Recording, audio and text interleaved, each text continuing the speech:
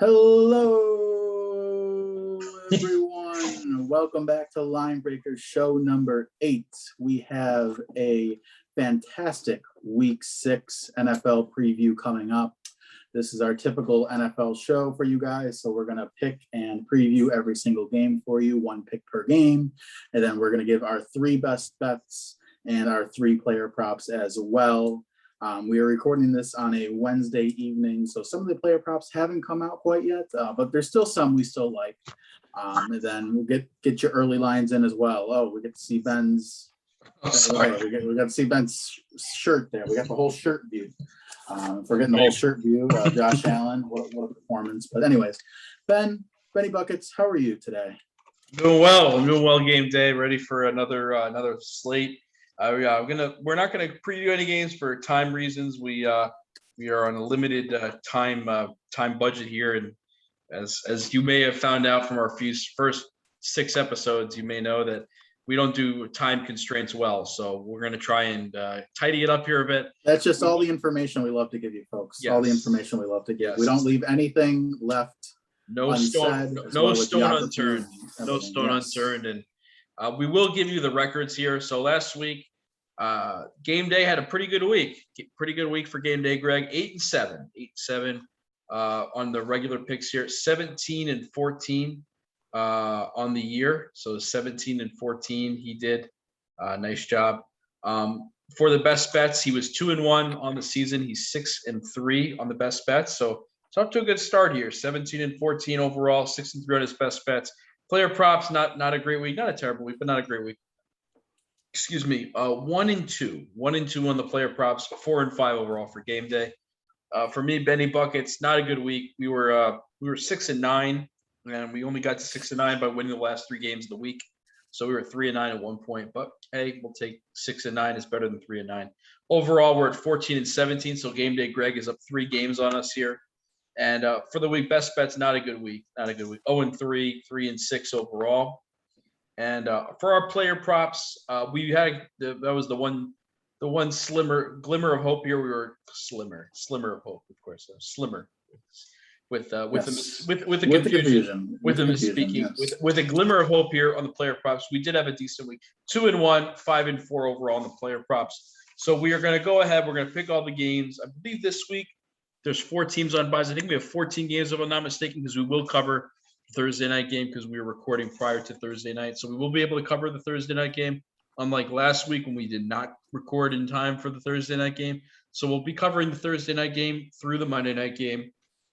And if we want to start out here, let me get the lines up. We're going to start out. We are not going to do like I said, we're not going to review any of the games from last week because. But we will give the disclaimer as Ben loves today. Yes, we will do that in a second because of the time constraints. But we will give the disclaimer. Let me get my official app. This week, I think last week we used the DraftKings, if I'm not mistaken, the DraftKings. This week we're going to go with Caesars. We're going back to we're old reliable here. And there is, hopefully you don't see the white screen. You see some numbers on there. That's Caesars. We see the white screen, but it's a little bit of a clear white screen. Clear white screen. So Caesars Sportsbook app here, folks, because we are all Caesars. Here's a disclaimer, of course. Please do not please gamble responsibly. Do not gamble with funds which you cannot afford to lose. Past performance is not indicative of future results. Hopefully my past performance isn't. Hopefully for Greg his is, but hopefully mine isn't.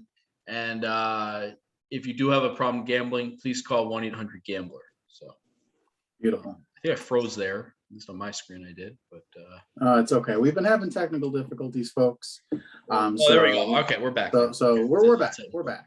So we're back. We're having a little bit with the technical issues. Yes, late night, exactly. So to start us off, we're going to start out with the Thursday night game. Oh, by the way, Game Day, your bet on the Knicks, you pushed 108-100. So you pushed on the -8. Just so you know.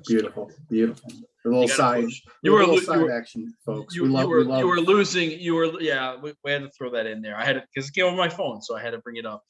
You were losing. You were down in the first half outright, and you came back and you covered. So you didn't win. You didn't cover. You pushed, but still, a push is better than a loss. But anyway, first game up here. Speaking of, hopefully you don't push if you bet this game. Hopefully you do win it outright. The Tampa Bay Buccaneers, Tom Brady led without Rob Gronkowski, as some of you may have heard today. He will not play in this game. against another team without their tight end, starting tight end, Dallas Goedert on the COVID list. The Philadelphia Eagles, the Bucks are -7, plus 100 to the if you go -7 to the Bucks. If you want to get the 7 on the Eagles, you got to lay -120. Money line is Bucks -300, Philly plus 240. Total in the game 52.5, -110 to both the over and the under. Greg, if you want to lead us off here on the Thursday night special. Sure. No, this is fantastic. We get to actually preview a Thursday night game for you folks. We have our stuff together this week, so we're able to record on a Wednesday night for you. This game I'm a little torn on, to be honest with you, Bunny Buckets. I like the Bucks -7, but I also like the over here, the 52.5. I'm actually going to give the over 52.5 here. I could see this being a shootout. The Bucks are going to have a letdown game at some point here. Just not sure when. And I feel like this Eagles team can put up points. This is at home on Thursday night. Jalen Hurts has shown improvement over the past couple of weeks. And these are two high-powered offenses. But, yeah, give me the over the 52.5 here. Yeah, I don't like this game at all. I will not be playing this game. This is not one of those games I will be playing this week at all. If I had to, and I do, because we want to provide the content, we have to pick all the games for you guys. It will not be one of my best bets, but I am going to go with the Bucks -7, but not confidently at all. So don't have a good feel of this one. I think this is a good line. I think this is a perfect line for the game. Actually, it's a 7. I'd feel much better if I only had to lay the 6.5. If I was going to play this, I would buy the hook to -120 and play it at 6.5, but I wouldn't even play it there. But if I had to play the game, I would buy the hook and give 20% juice and get it to 6.5 -120. But I'm not playing it either way. But since we're betting the lines and we're not betting what we would do if we could buy the hook, we're just going to go with the -7 plus the 100. So give me the -7. Not confident at all. Wouldn't not be shocked at all if the Eagles won this game, frankly, outright. But I think there's a good likelihood they'll cover, but just not a good feel on this one. So give me the Bucks -7.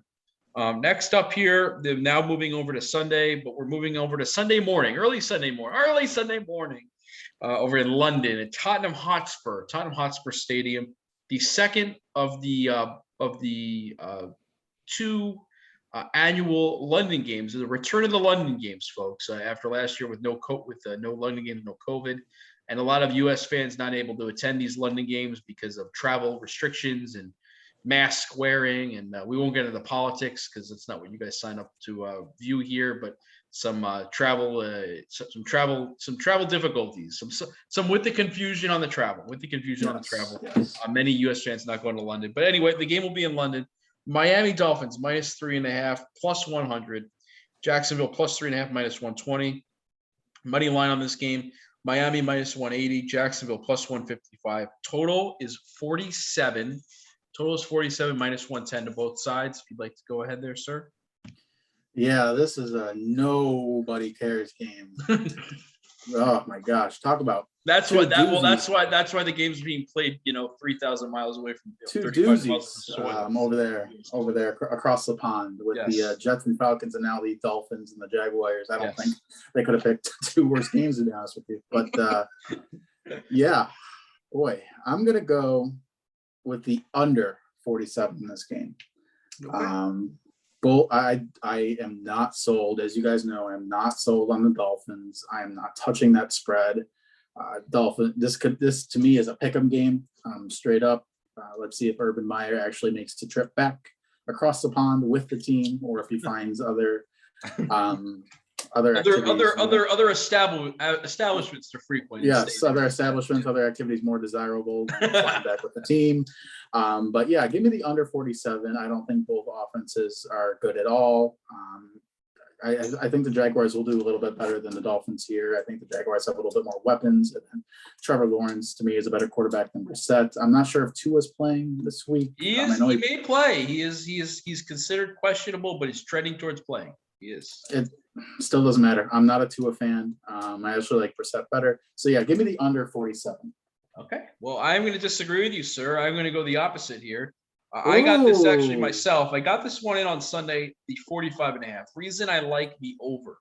I still like it. We're going with 47 now because it's we're picking here on Wednesday night. That's what it is. So we're going to go with the over on that, even though it's a 1.5 higher. I liked it a lot more at 45.5, frankly, but we got to go with what it is now. So 47 over. Reason being is these teams, neither one can play any defense, folks. If you saw the Tampa Bay, I mean, Miami's supposed to have a good defensive team, and they're giving up 35 to the Bills and getting shut out. And they gave up 48 last week, 40 some odd to the Buccaneers. And Jacksonville can't play defense either. So this isn't so much the reason I like the over so much an endorsement of the offenses. This is an indictment on these two of the bottom third defenses. I would say Jacksonville's probably bottom 3 or 4 in the whole league. Miami's probably bottom 10. So these are two of the worst defenses in the league. So this is more of an indictment on that than just two great offenses. But I do like the over on this. So give me the over. It did open up, like I said, at 45.5. So that shows you that the public, the money coming in is coming in on the over. It's moved up 1.5 in 3 days. So I like the over. I'm gonna ride with the public on this one. Give me the over 47 on this game. Again, I would not touch the spread under any circumstances. I would not feel good about picking either of these teams in any circumstance whatsoever. Nope. So give me the over 47.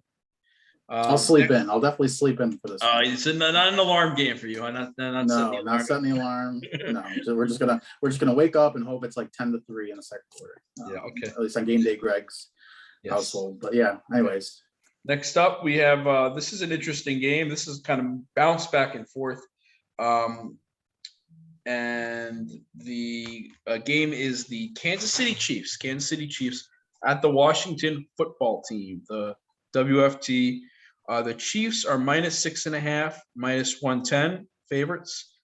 Washington at home is +6.5, -110. Money line is Kansas City -290, Washington +235. And then your total is 55.5, both on the over and the under, -110.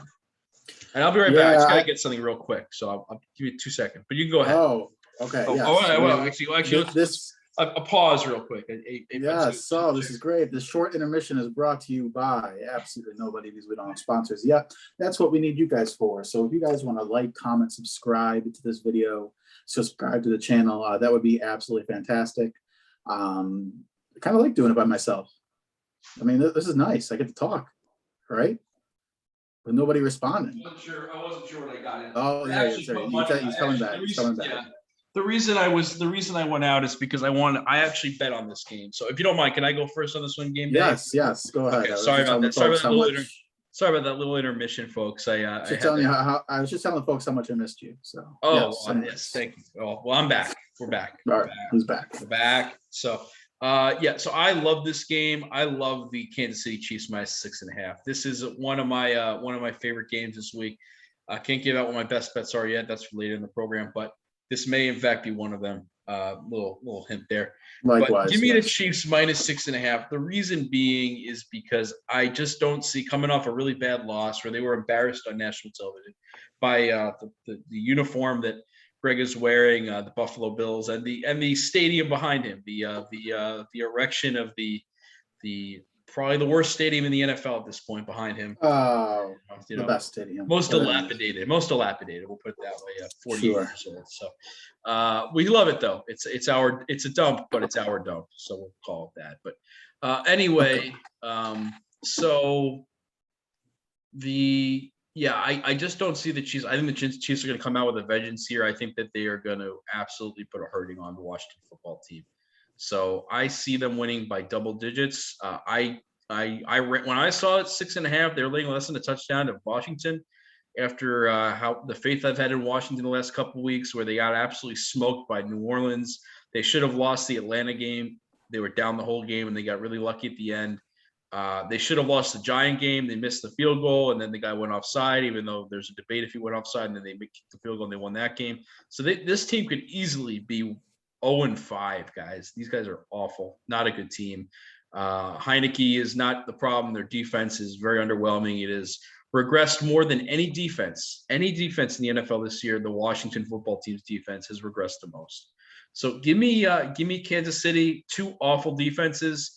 This may be an interesting spot for the over 55.5. My only my only issue with that is it's only a point lower, the total, than the Bills Chiefs game was, which was 56.5.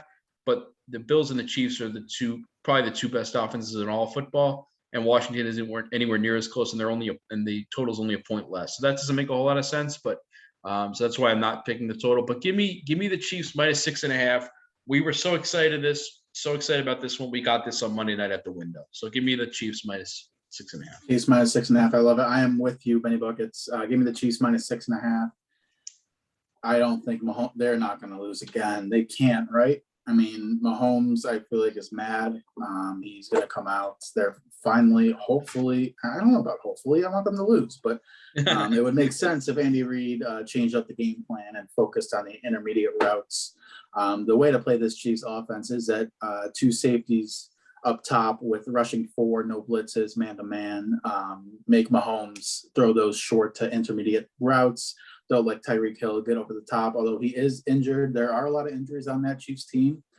Clyde Edwards-Helaire, as well as Chris Jones and Tyreek Hill.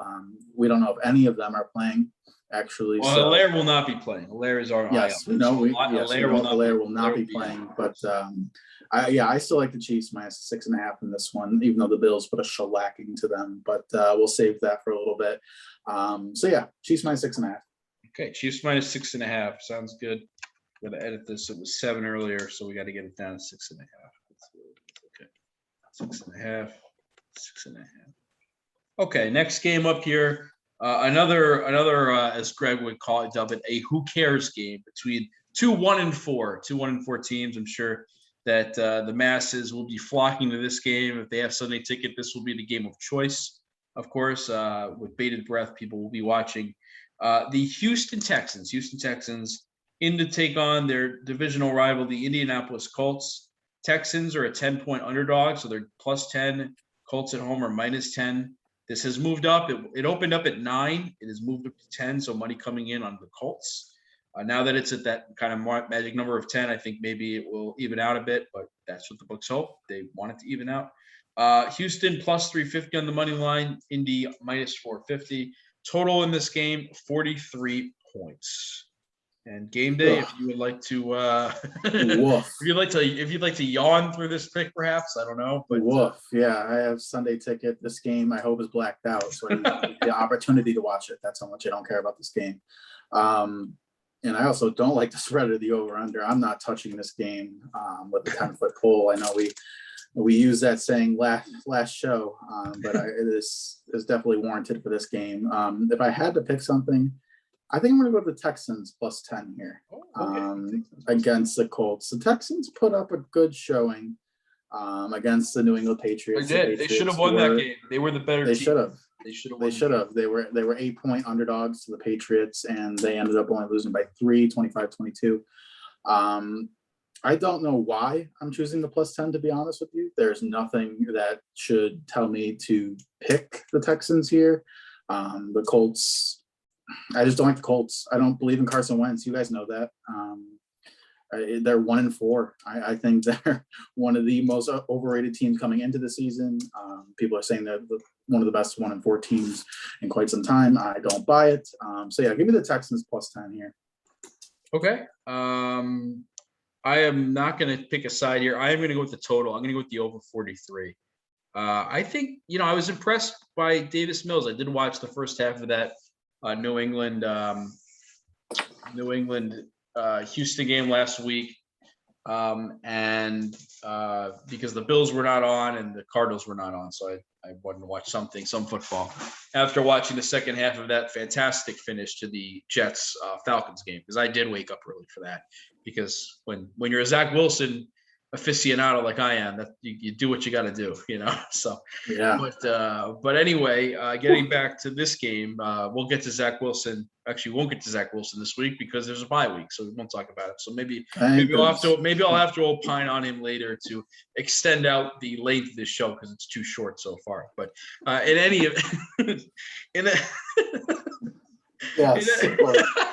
We've been hearing your complaints, and the shortness of the show has definitely been the top of the list. So we apologize. We'll try to make it longer for you. And yeah, anyways, go ahead. Go ahead, Ben. In any event, I'm going to go with the over 40. I'm going with the over 43. I think that Houston looked much more impressive. Not that they could look any worse than they did against the Bills, but they look much more impressive against the Pats at home. This is another indoor game. No driving rainstorms to worry about for the Southern-led, team from Texas, from the southeast coast of Texas. So give me the over on the 43. I think both teams will put up some points. I think this is going to go pretty. This will get close to 50, guys. I think this is actually pretty sound over. Wow.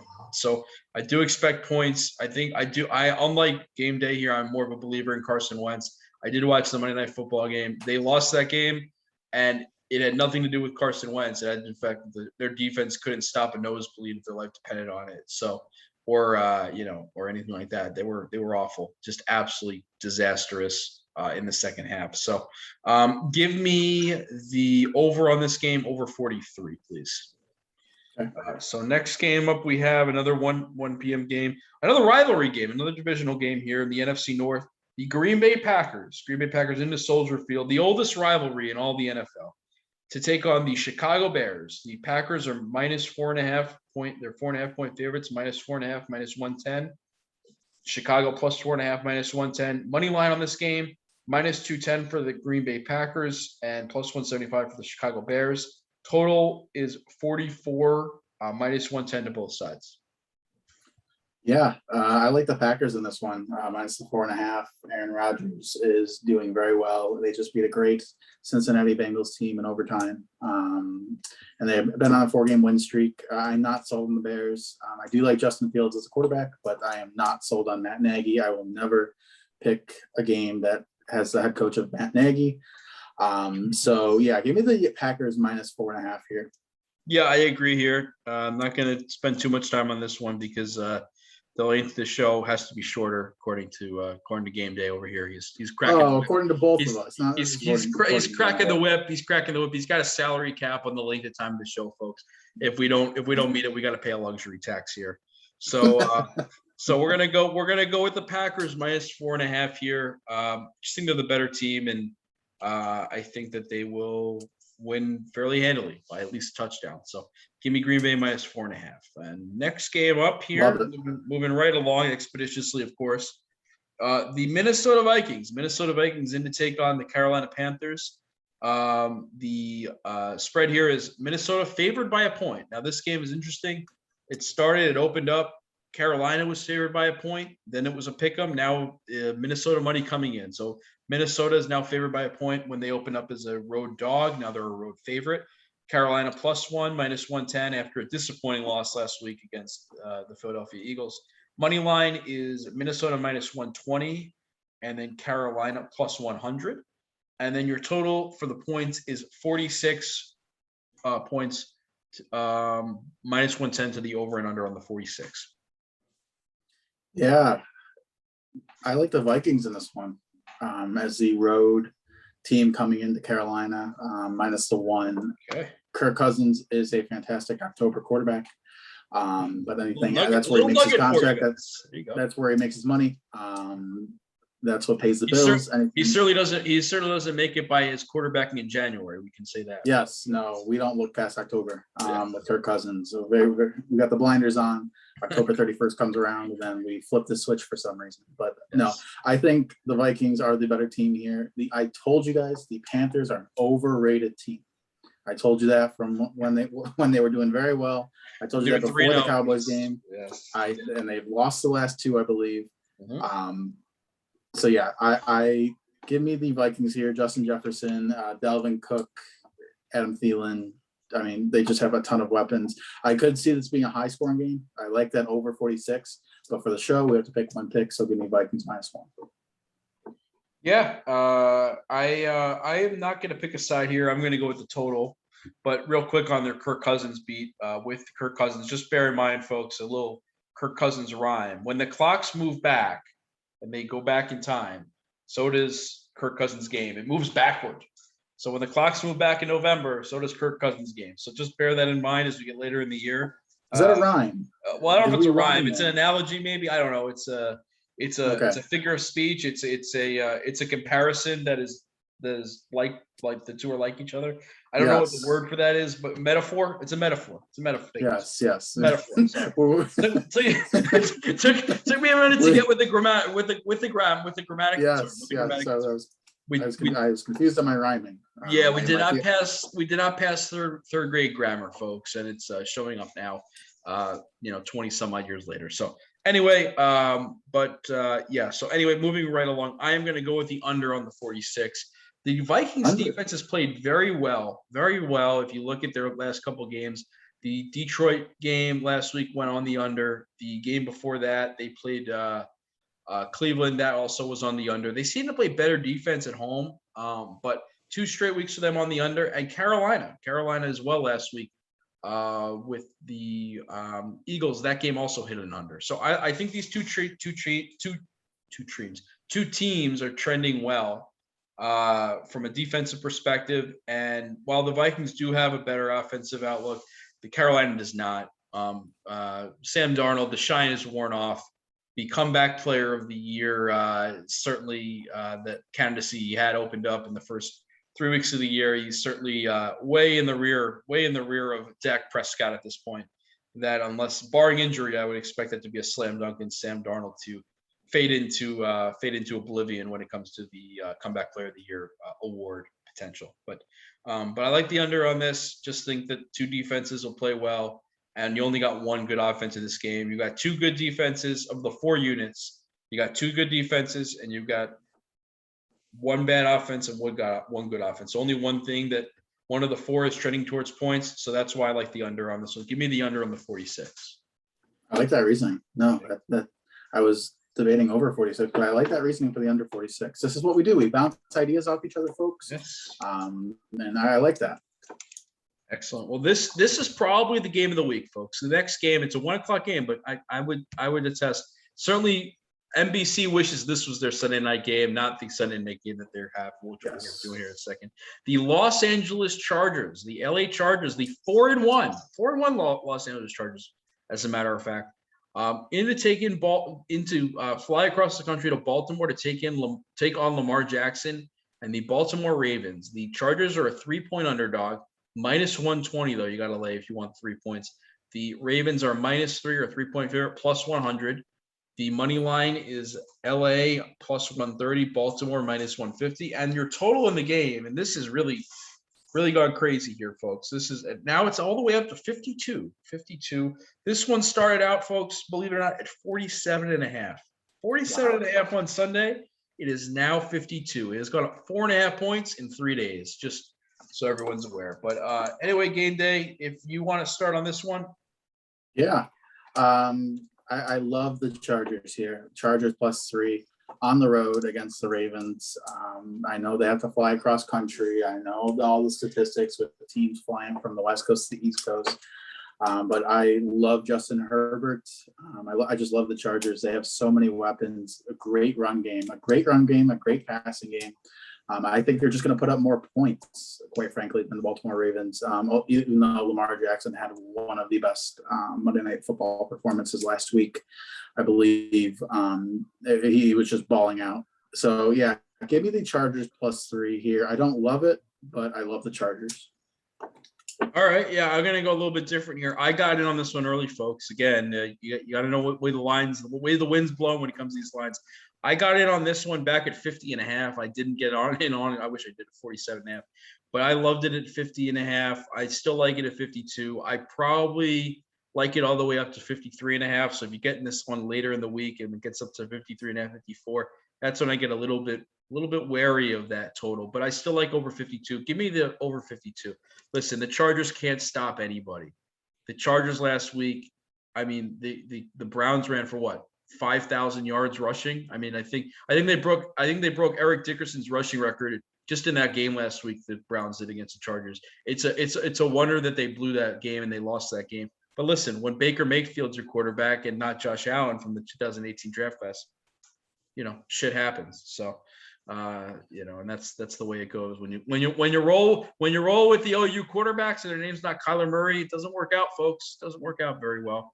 Lesson learned for Cleveland, but Cleveland's Cleveland for they're the Browns. So what do you expect? But anyway, moving off of that segue into the actual game.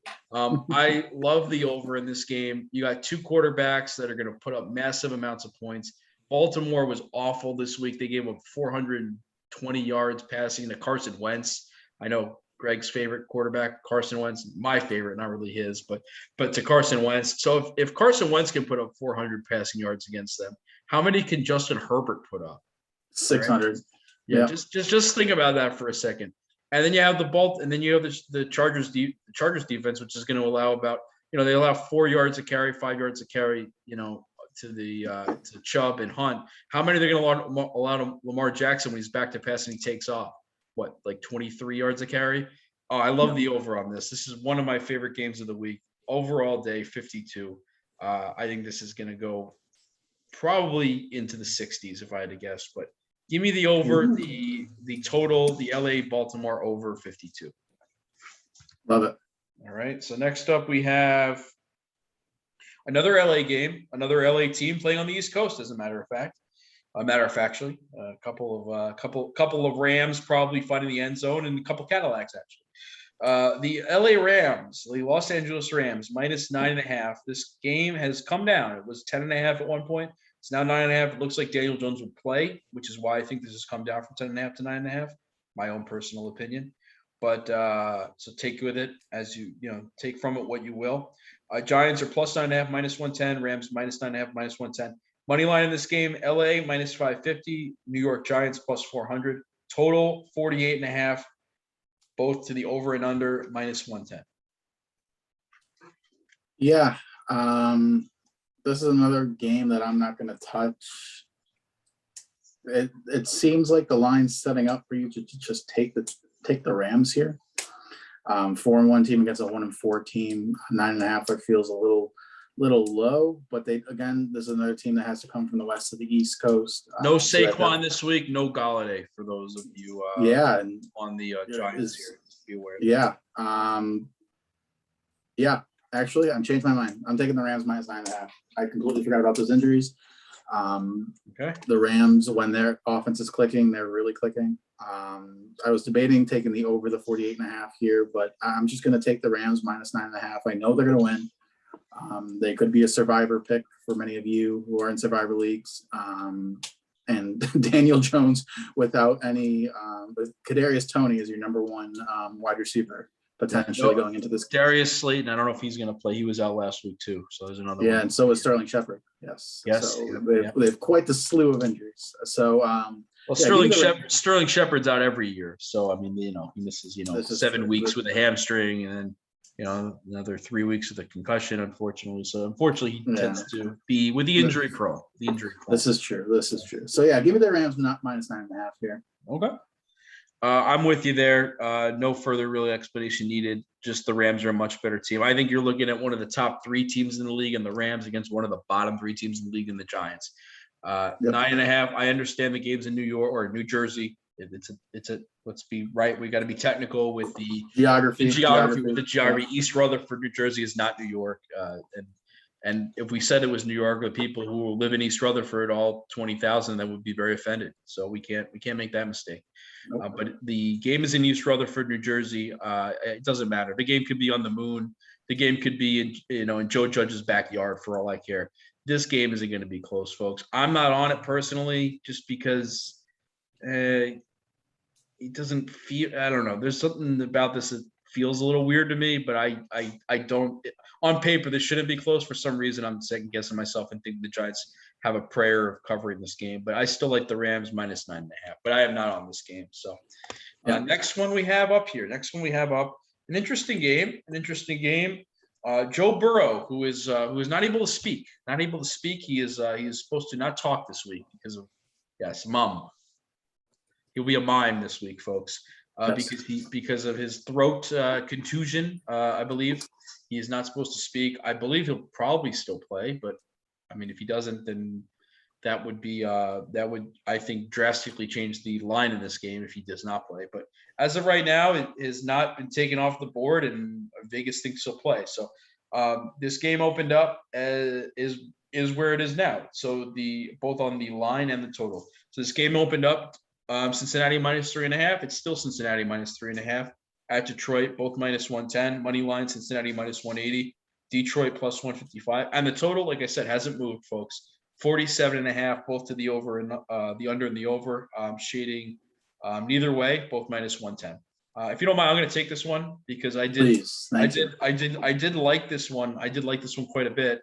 I like the under here, folks. If you look at the Detroit Lions in their game last week against the Vikings, total of, what was it, 36 points scored. That hit the under. The week before that, they played. I forget who they played. Was it Baltimore? Chicago. That game also hit the under at 38. And the week before that was also 36 points when they played the Ravens. With the Ravens, that was also an under. So the 3 weeks in a row, you've gotten the under with them. And with Cincinnati, you had the under last week on the with Green Bay. I think it was at 46, and the total was 48. The Jacksonville Cincinnati game also was an under. So the last 5 games that these two teams have played, they've all hit under. And I think Detroit plays hard. I think Cincinnati's defense, I got to be honest, at the beginning of the year, I think Cincinnati's defense is awful. And I did watch a fair amount of that Packers game last week. They lost in overtime with the many missed field goals, with the confusion with the field goals, Yes. Of course, with the Mason Crosby and Evan McPherson, but with the field goal kickers. But I was impressed with their defense. I was impressed with their defense against Jacksonville. So I got to give them credit. I mean, they definitely did not have a good defense last year, but certainly have improved unit.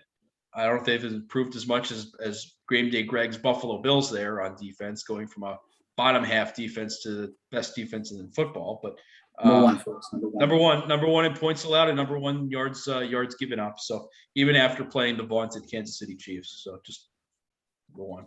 There you go. For one, there you go. But give me this under. I don't think either team's going to put up a whole lot of points, even if Burrow plays.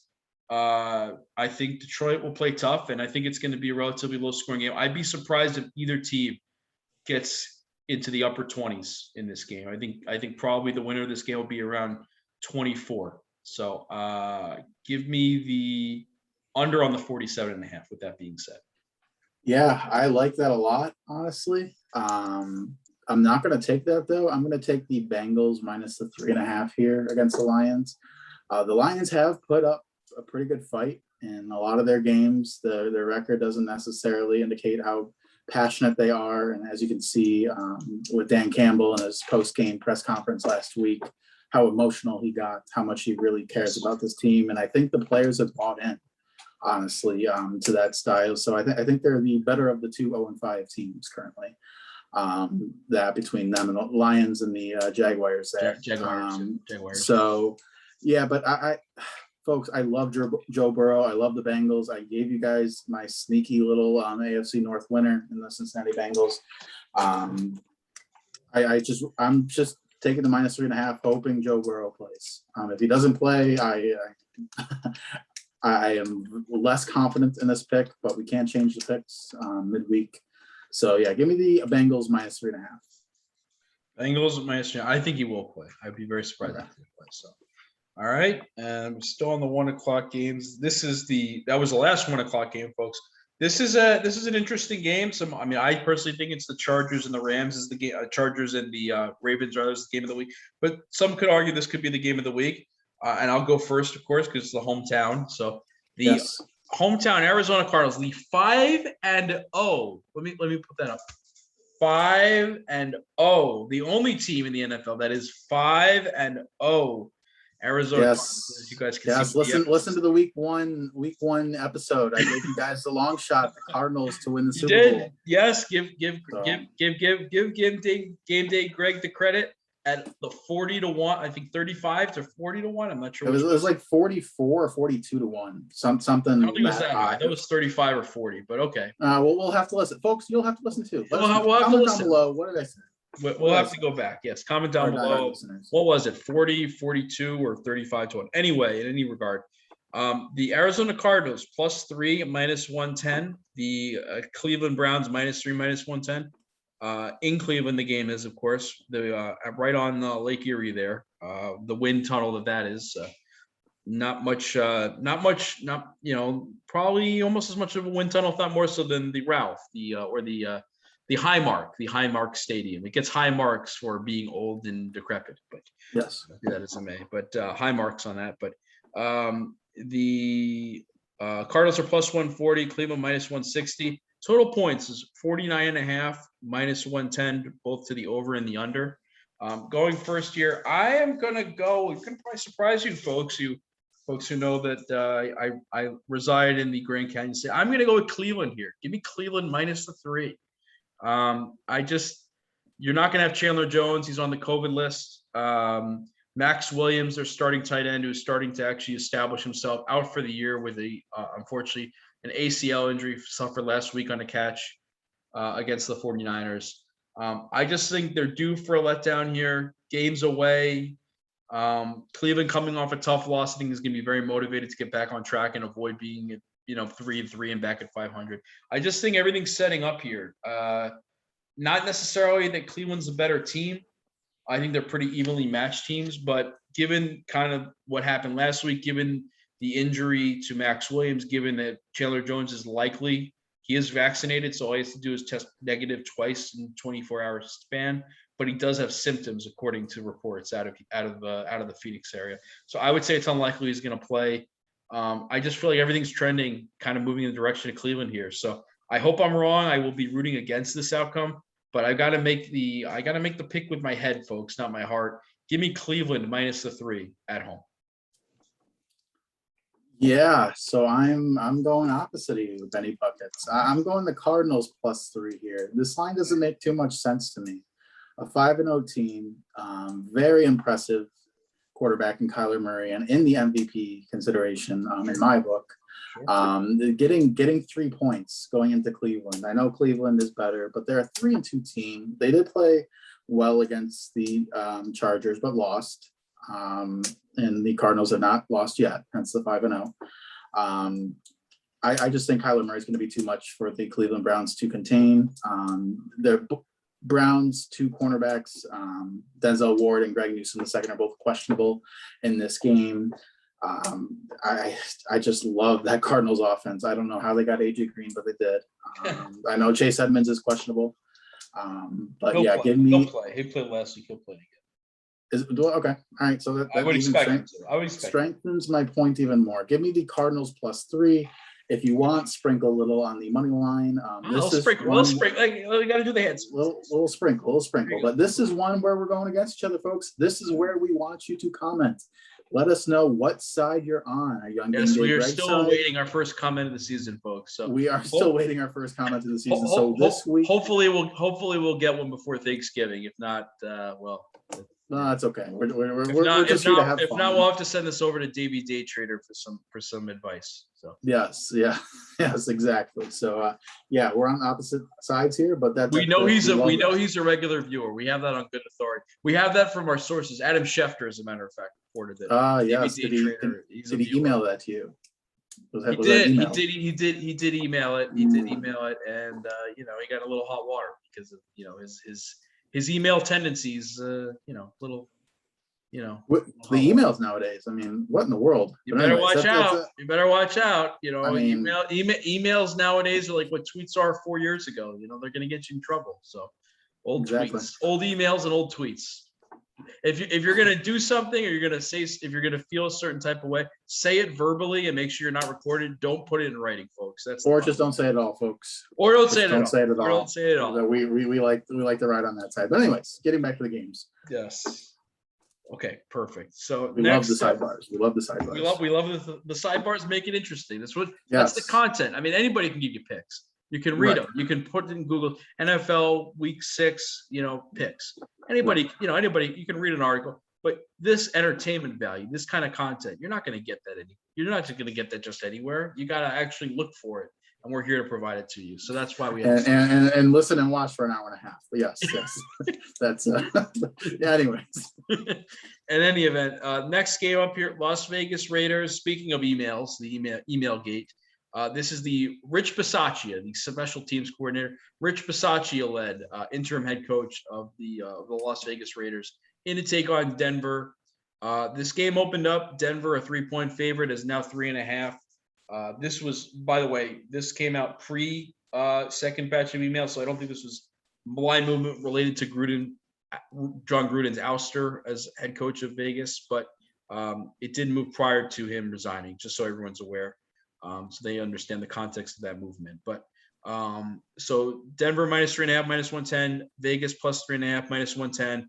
Money line is Raiders plus 160, Broncos minus 190. Total in this game is 44, minus 110 to the over and the under. If you want to go ahead, Greg, I've taken the last two in a row. So if you want to go ahead. Sure. Yeah, no, I don't like the spread here. I think this could be a pick'em game, even though, like you said, the special teams coordinator is now the head coach. We're playing some musical chairs. Sorry to interrupt you, but it's rather curious. They do have two head coaches on the staff. They have actually three. They have Tom Cable, who was the head coach there before. They have Rod Marinelli, who was the head coach of the Lions, and they have Gus Bradley, who was the head coach of the Jaguars. And yet they're going with somebody who's never been a positional coordinator, let alone or a offensive defensive coordinator, let alone a head coach. It is a rather curious choice in my estimation. But. Curious choice, yes. I think this guy already has more credentials than a past Jaguars or Lions head coach ever. So yes. Yeah, so a little jab there at the Lions and Jaguars fans. I know there's many of you listening, so we apologize. A little jab at Urban Meyer, perhaps. Yes, yeah. Well, he's good at certain things. He's good at jabbing certain things. We know that. So with the Urban Meyer. So folks, we've gone off the rails here. we just cannot stick to the games here. This is late night recording. This is the entertainment. There may be some alcohol involved. No, okay, maybe yeah, not on my side, but yes. Anyways, little sidetrack now. All right, I'm gonna go under 44. I know that's an interesting play, but looking back at the last 4 games now that's Denver's played, they all hit the under. And then the Raiders these past 2 weeks hit the under as well.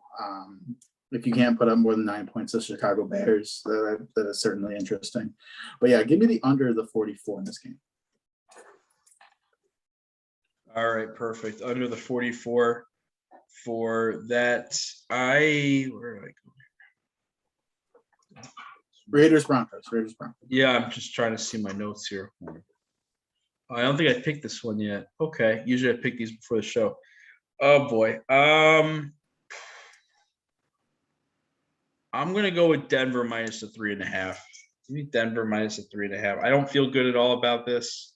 Another one I would avoid. If I had to pick it, I would buy the hook to 3, and go from minus 110 to minus 130. But again, we can't do that because we're picking these games against the spread, not with hooks included. So don't feel good either way on either side of this. And I think it's really, it's hard to know, how is Vegas going to show up? Are they going to show up with an inspired effort for their new interim coach, Coach Bisaccia? Are they going to fold and really fall apart after, really I would say the face of the organization since he came back into the fold has been John Gruden, more so than any player, more so than Derek Carr. It's been, I'd say John Gruden as much as a face of an organization as a coach as anyone in the league, with the exception of Bill Belichick being the face of the Patriots. So sans Bill Belichick, I would say he's as impactful or has been as out front for an organization as any other coach for their organization other than Bill Belichick and the Patriots. So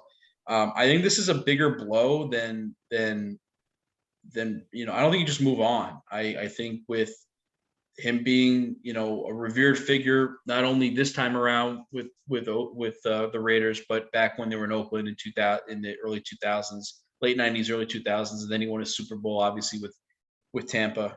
I think that this is going to be a much bigger deal, and I don't think this is something that you just move on from. I think the Raiders season, frankly, as a whole, is probably going to go into a big tailspin from this. I just think it's going to be hard to recover from it, given that this came out of left field and so unexpectedly and so quickly. So I am going to take Denver for all those reasons. I think that this line is not showing that. Again, this opened up at 3. It only moved a half point. It moved a half point, as I alluded to earlier, before the news of John Gruden's resignation. So I don't think it's really taking into account the effect of of that resignation on the team. And I just don't. This is not a team, even with Gruden there, that's mentally tough. This is a team that is languished. They've only made the playoffs one time in the last 18 years as an organization. And this is a team last year that when things got tough mentally for them and they were in the playoff hunt, they folded up like a cheap suit or like a 7-deuce offsuit in poker. So I just don't think this is a mentally tough team with the leadership of Derek Carr. I think what Joey Bosa said a couple weeks ago on Monday Night Football about him being mentally weak, I think there's something to that based on previous results. So I like Denver. Give me Denver minus the 3.5. All righty, and we're moving right along here to another. This is going to be an America's Game of the Week here, folks. The Dallas Cowboys. The some would argue, I've seen it. The hierarchy, the power rankings of Nick Wright of What's Right on that. First things first. Not What's Right. First things what first a on FS1. Anyways, he's a what? Sorry. What a character that guy is. But what a character. Yes, he's a big Chiefs fan. He's still a believer in the Chiefs even after the drubbing they took. He is not a Josh Allen no, stan. He is not. As a matter of actually, a couple Cadillacs actually. I saw him this morning on the herd with Colin Cowherd, and he said he was naming great quarterbacks in the AFC, and he was ranking Baker Mayfield in relation to those quarterbacks, and he named Lamar Jackson, he named Justin Herbert, he named Patrick Mahomes. And I think he named somebody else. He named 4 guys in front of Josh Allen in the AFC. That's all you got to know. Okay. He named Josh Allen 5th. Oh, yeah. I think maybe we'll put Josh Allen ahead of Baker Mayfield. What a fool. What a fool. That guy. He also believes that LeBron James, folks, is better than Michael Jordan. Okay. That's all you got to know about the guy. Okay. Unbelievable. But anyway, the reason I brought up Nick Wright is because Nick Wright believes that the Dallas Cowboys are the number 1 power ranked team in all of football. Again, shows you how misunderstood he is with his understanding and his thinking. This isn't a sports talk radio show, but we do want to let you know that the Cowboy, what's the right word? The Cowboy paranoia, I guess, or just delusion. The delusional Cowboy mindset is back. Okay, the Cowboys win 4 games, and all of a sudden, they're the New York Yankees of the NFL, where they've won 26 world championships. Yes, I know that makes Greg very happy. I mean, listen, the Yankees won't win another one for another 50 years, and you understand that because they're bringing back Aaron Boone. But we've gotten totally off the rails here on the tangents, but that's okay. The Cowboys are minus 3.5 at New England, Foxborough, at New England. I'm losing my mind here, as you can tell. That happens to me easily. Get off focus, but. The reason I bring it up is because of all the Cowboy sentiment here. The Patriots are plus 3.5 at home, minus 110. Money line is Dallas Cowboys minus 190. New England Patriots plus 160. Total in the game is 51. Minus 110 to both the over and the under. If you want to take this one, sir.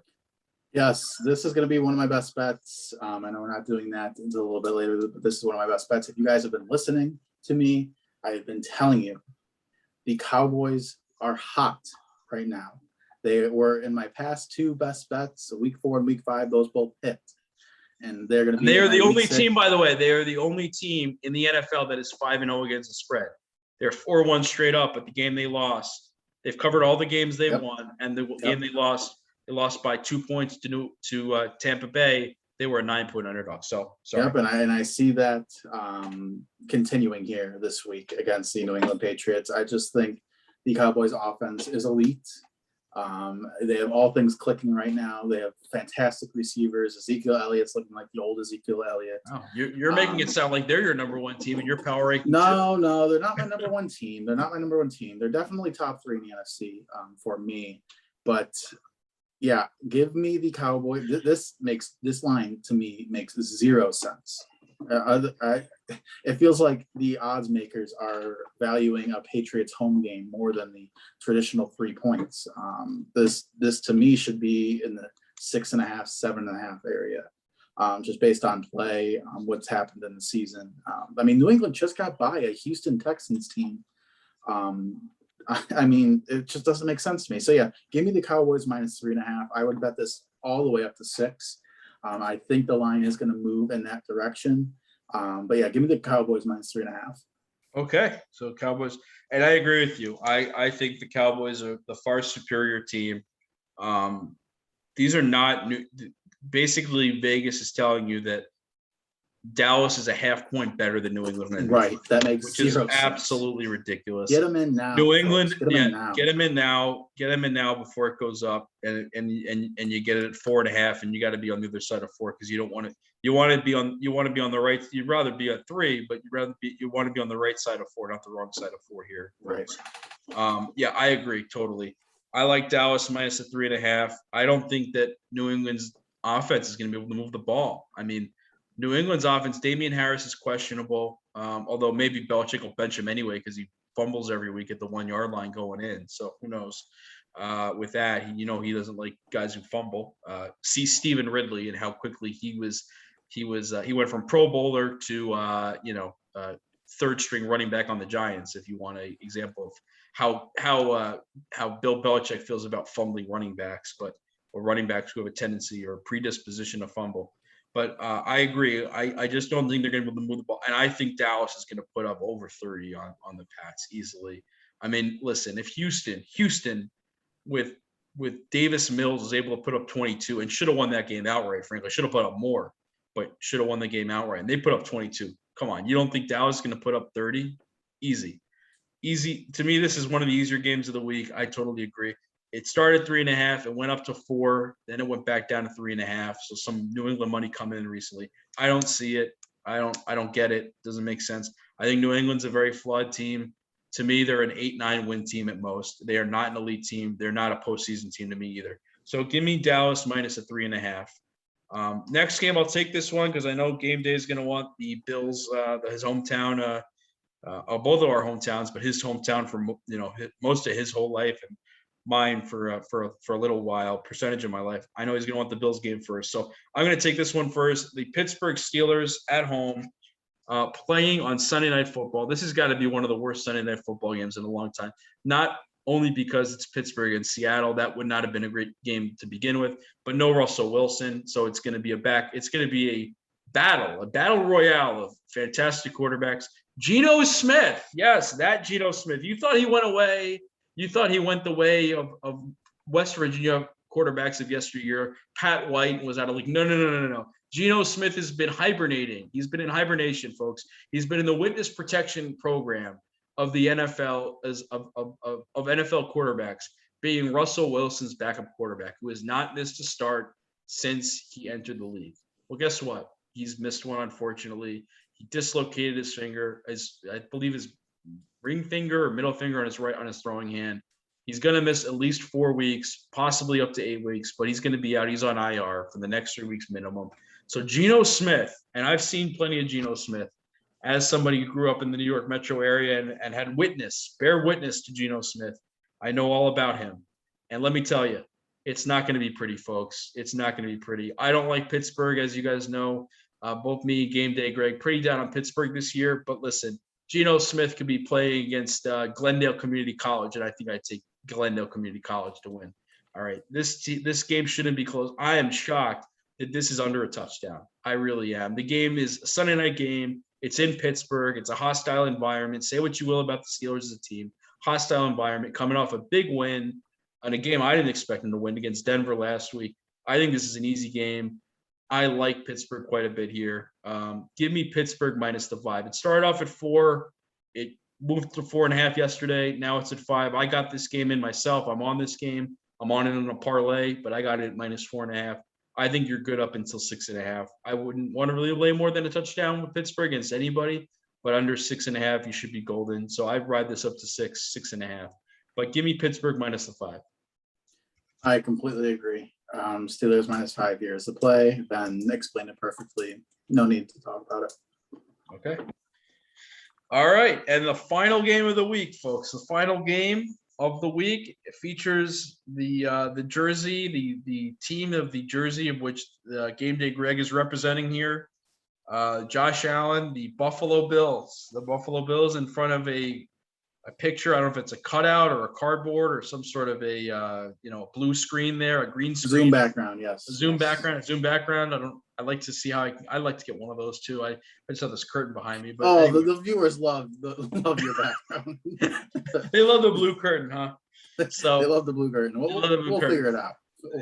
Clearly, this picture was taken when there wasn't. The fans are photoshopped because it's a sunny day in Buffalo, which means it was taken when there wasn't actually a game there because all it does there is cloudy. But be that as it is, it's why one of us anyway decided to leave Buffalo. Yes, folks, if you stayed with us this long, we congratulate you. So we're going to congratulate you with a little story time. Little story time, yes. I'll give it a little abridged 30-second story time. Ben and I had season tickets back 3 years. in the day. 3 years. 3 years now, yes. And we went to a game of note, the Bills versus the Indianapolis Colts.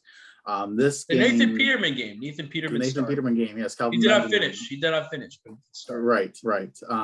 Neither did the fans. But anyways, it was snowing nonstop. You couldn't see anything. You couldn't see the person in front of you. It was just a blizzard. It was miserable, folks. It was a fantastic time, folks. But anyways, Ben, I look over and I mean he just has icicles coming down his hat. I mean he was just visibly upset. He was freezing. He actually went with my fiance into the concourse and spent the rest of the second quarter in there trying to warm up. But Ben does not like the cold weather games. He's miserable when it comes to cold weather. He does not like the cold weather. Period. He does not like the cold weather. Yes, does not like the cold weather. He much prefers the arid desert climate of Phoenix, Arizona. So that's why. So yes, Ben's a little salty with the stadium behind me. He's had some rough memories, albeit mostly because some good memories, but also some rough memories of the cold. And for the first 2 years, of the season ticket holding fandom, we avoided any game after Thanksgiving, folks. We said, we didn't feel like it. We were sick. It was all the reasons. We were hungover. There were a multitude of reasons, but we avoided the December and January games, and for good reason. Yes. Anyway, anyways, yes, getting back on topic here. So to get back on topic here, an ode to Buffalo there, of course, and we have to do it because it's where we met. It's where we met. So we have to give Buffalo its proper due, even if it's for reasons that we'd rather forget, at least in my circumstance or my case. But anyway, the Buffalo Bills going in to take on the Tennessee Titans. They do not have much success, folks, against the Tennessee Titans. The Buffalo Bills got absolutely wamboozled last year, and probably their worst loss of the year. That one was also a primetime game. It was not supposed to be. There was a COVID issue with Tennessee, and the game was delayed 4 days or 3 days or something like that. I believe it was played on a Tuesday night or a Wednesday night, and the Titans just absolutely massacred the Bills. But hopefully the Bills are coming back for some revenge this year. Bills -5.5. This game opened up at 3.5. I was lucky enough to get this at 3.5. So I'm kind of giving away my pick here, but I'll expand on it in a moment. But it's -5.5 now. It opened up at Bills -3.5. Tennessee +5.5, -110. Bills -5.5, -110. Money line is Buffalo -250. Tennessee +205. And your total in the game is 54, -110 to both the over and the under. Folks. The Buffalo Bills are an absolute wagon of a team. They are the number one team in the NFL. It's not particularly close. I believe the Arizona Cardinals may be number 2, just based on that record. But anyways, getting back to the point. The Buffalo Bills are a wagon. WAGON. Nobody circles the wagons like Buffalo Bills. Yes. Josh Allen is an MVP favorite in my mind. That's why I'm repping the jersey. We just got his jersey. Tom Brady and Kyler Murray might have something to say about that, but I think we'll see. We'll see when the Bills are 16-1. But anyways, no, the fact that the Bills aren't a touchdown at least favorite here is disrespectful. Last year is last year. This team is completely different. Mentality wise, all things are clicking. The Bills have the number one defense, the number one offense. It's what more do you want than that? I mean, they went into Kansas City on Sunday night, had an hour and 8-minute delay, and still beat down on the Kansas City Chiefs, the biggest home loss that Patrick Mahomes may have ever had. I'm not 100% positive on that stat, but I believe that's right. I believe that's right. 17. It was a shellacking, and 18-point loss. I believe that's right. 18-point loss. Yes. So give me the Bills -5.5 here as your immortal lock of the week, your best bet. He's giving you your best bets early here, folks. He's previewing the best bets. Yes, I am. I'm sorry. Okay. Yes, so we're not following the rules, but yeah. I agree for all the reasons above that Mr. Newman stated. I like Buffalo -5.5 as well. Just way better than Tennessee. I mean, Tennessee is, not a very, listen, they have a good offense. They do, but Ryan Tannehill, I know that him and Josh Allen were the same number, but that's about where the similarities stop, folks. Okay. All right. Ryan Tannehill is a poor man's Chad Pennington. Okay. That's what he is. He's a poor man's Chad Pennington. He's okay, but he doesn't have the arm strength. There's a reason why he toiled in Miami for 5-6 years and basically lost the starting job to Matt Moore at one point, who, if I recall correctly, was a career backup for like 15 years. So if you can't beat Matt Moore out of a job, I understand he's had a resurgence here in Tennessee and all that kind of stuff, but that has more to do with the running back behind him, who probably will go down as one of the all-time greats on the pace he's going on. He may break. He is on pace to break right now. I know it's an additional game, but he's on pace to break Eric Dickerson's single-season rushing record, that being Derrick Henry, and he's well on his way, barring injury, of course, to another 2,000-yard season. No running back after having a 2,000-yard season has ever had more than 1,400 yards, and that was done by the great immortal Barry Sanders, who retired too young, and we were all deprived of probably another 4 to 5 years of excellent football when he retired at the age of 29. But but that's the reason why Ryan Tannehill is who he is. I think Greg or I could be Pro Bowl caliber quarterbacks if we played in front of Derrick Henry and we got to throw passes with him as a threat in the backfield. So I don't think that's saying so much about Tannehill. It's more saying it about Henry. And I do like the Bills here. I do like the Bills. I expect them. They're going to want some payback. The Titans had a lot to say. They had a lot of things to say last year. Taylor Lewan. Excuse me. Taylor Lewan had a few choice words for the Buffalo Bills. I don't think that will be forgotten. I know he won't say it in the media because he's very politically correct and diplomatic, but I think Sean McDermott may remind the Bills, those who were not either on the team last year or may have forgotten about those words, that Taylor Lewan decided to, propagate out in public into the media. And I think he may remind his team about those immortal words of the great Taylor Lewan, who, by the way, is having the worst year of his career for those who are paying any attention. Gave up 4 sacks in week 1 to Chandler Jones, just saying. But I expect the Bills to go in. But the One Bills Live crew with Steve Tasker and Chris Brown have already called it a woodshed game, as has Kyle Brandt on One Bills Drive on Buffalo Bills Live, whatever they're calling it now, on the WGR flagship 550 there in Buffalo. So go ahead, give me the Bills -5.5, and we'll move right along here after that long extrapolation because we love talking about our Buffalo Bills. On to best bets. I think Greg's already given you one. We'll alternate here. We'll alternate back and forth. So Greg you're giving the Bills as your best bet. Is that your Bills -5.5 best bet? Yep. So Greg's best bet. We're writing it down here for posterity.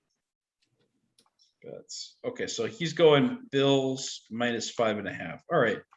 I am going to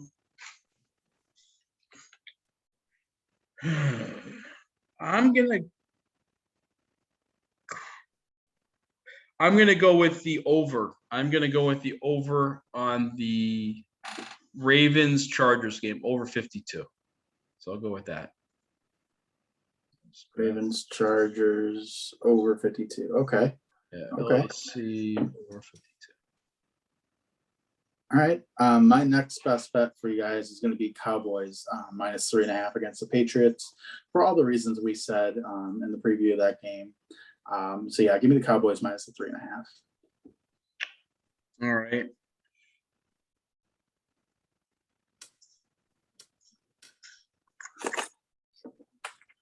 I'm gonna step away for a second. So you give us your next best bet. Okay.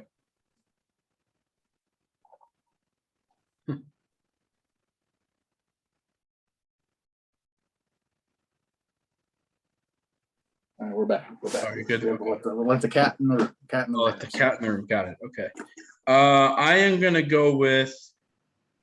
This is tough. It's not an easy week to pick best bets. All right. I'm gonna go with Pittsburgh minus 5. Yep, I like that. I like that a lot. Okay. So it's a toss up between that and another one, but for the viewers, for the sake of difference, I guess, different picks, I'm gonna go Chiefs minus 6.5 here. I guess. That was gonna be my third one. That's a good one. Okay, you keep that your third one. No, that's what I got it on the window. No, I feel better about Bills on. Yeah, I'll go. I mean, I know Greg already gave you this one, but I'll go with the Bills as well. Bills minus 5.5. So to review, we're going to run down these real quick. So Greg's picks this week, over 52.5 in the Tampa Philly game, the Miami Jacksonville game under 47 points, Rams minus 9.5 at the Giants, Cincinnati minus 3.5 at Detroit, Green Bay minus 4.5 at Chicago, Houston plus 10 at Indy. At Indianapolis, LA Chargers plus 3 at Baltimore, Kansas City minus 6.5 at Washington Football Team, Arizona plus 3 at Cleveland, Dallas minus 3.5 in New England, Pittsburgh minus 5 at home against Seattle, Buffalo minus 5.5 at the at Tennessee. And then his best bets: Bills minus 5.5 at Tennessee, Cowboys minus 3.5 at New England, Chiefs minus 6.5 at Washington. My bets this week: Tampa Bay minus 7 at Philadelphia, Miami, Jacksonville over 47, LA Rams minus 9.5 at New York Giants, Detroit, Cincinnati under 47.5, Green Bay minus 4.5 at Chicago, Indy, Houston over 43. Los Angeles Chargers, Baltimore over 52 points. Kansas City minus 6.5 at Washington. Cleveland minus 3 at home against Arizona. Dallas minus 3.5 at Philadelphia, at New England. Pittsburgh minus 5 at home against Seattle. Buffalo minus 5.5 at Tennessee. And Denver minus 3.5 at home against Oakland. What was your Denver pick again? Sorry. Did you Denver pick was under 44. Under 44. Greg had under 44 for the Denver game. Denver, Las Vegas. And then my best bets here are going to be LA Chargers, Baltimore over 52 points. Seattle at Pittsburgh minus 5 at home. And then the Bills minus 5 at Tennessee. So those are your bets of the week. The last ones we have here. Minus 5.5. Oh, sorry, I said minus 5. Minus 5.5. It's minus 5.5. The last ones we have are the player props. So if you want to go ahead with your player props, sir. Yeah, I'll go ahead and give you all 3 of mine right now, so we can make sure you guys have this. So give me Austin Eckler over 56.5 rushing yards. I was on the wrong side of this last week. I chose in our little side bets that we have the over in the receiving yards. But Austin Eckler is a fantastic rusher. I don't know what his yards per rush is, but it is certainly up there. So give me the over the 56.5 in the rush yards. Robert Woods, give me over 61.5 receiving yards. I think Matt Stafford's really taken a liking to Robert Woods as his number 2 option behind Cooper Kupp. And I do think they will be scoring a lot of points against that Giants defense. So give me Robert Woods over 61.5 receiving yards. And then finally, a little Thursday night special for you folks. I don't typically pick Thursday night player props, but I really like this one. Antonio Brown over 64.5 receiving yards against the Eagles.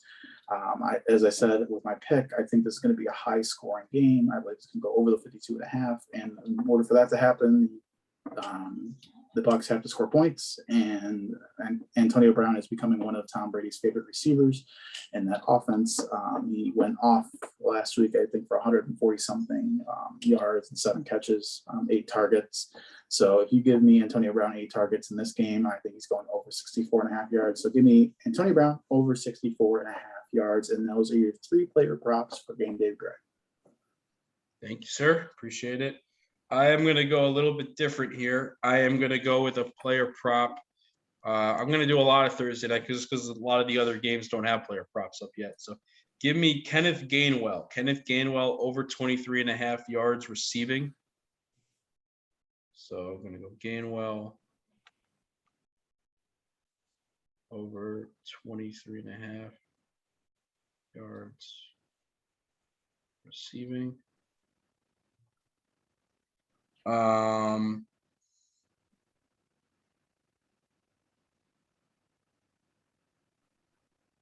Next up, I am going to go Jalen Hurts under 1.5 touchdown passes plus 140. Oh, by the way, the Gainwell one was minus 110. Under TD passes. Okay, and let me see if I can find something from a different game here.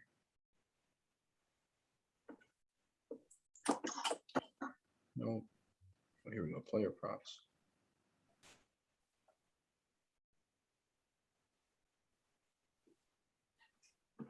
All right. I am going to go.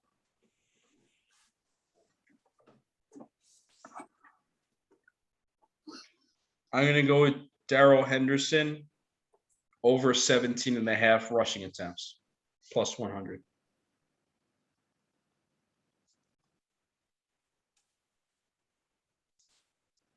Do you have the odds on yours? Yeah. Do you have the odds on yours? No. Let's just do minus 114 for all of them. Okay. Because that seems to be the going rate, folks. With over unders. Yeah, minus 114. So Greg's got Austin Eckler over 56.5 yards rushing, minus 114. Robert Woods over 61.5 yards receiving, minus 114. What's your last one? Antonio Brown over 64.5 receiving yards. Over 64.5. Yep. That's 114. Okay, and then I have Kenneth Gainwell over 23.5 yards receiving, minus 110. Jalen Hurts under 1.5 touchdown passes, plus 140, and Darrell Henderson over 17.5 rushing attempts, plus 100. Awesome. Awesome. That'll wrap it up. That'll wrap it up here this week for another edition of Line Breakers. Greg, if you want to do the conciliatory, we've been at this now for a bit with we've got this. So this may be our longest show yet, folks. We appreciate you guys sticking around. Please like, comment, and subscribe if you guys like the show. We are still looking for our first comment, like we said, probably around the 57-minute mark of this show, but who knows? So that'll do it for our Week 6 NFL show. We can't wait to be back with you guys next week. We'll have another twofer with college football and other sports, and then our weekly NFL show. So I'm Game Day Greg alongside Benny Buckets. Over and out, folks. Good night.